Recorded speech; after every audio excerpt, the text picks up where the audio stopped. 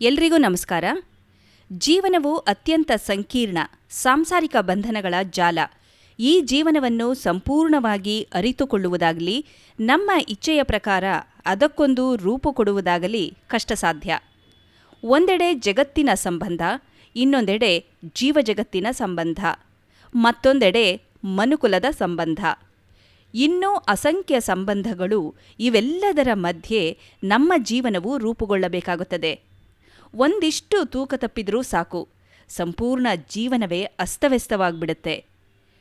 ಈಗ ನೋಡಿ, ಕಂಪ್ಯೂಟರ್ ಎಷ್ಟೊಂದು ಅದ್ಭುತವಾಗಿ ಕೆಲಸ ಮಾಡುತ್ತದೆ. ಅದನ್ನು ಬಿಚ್ಚಿ ನೋಡಿದರೆ ಅದರೊಳಗಿನ ರಚನೆ ನಮಗೆ ಏನೂ ತಿಳಿಯೋದಿಲ್ಲ.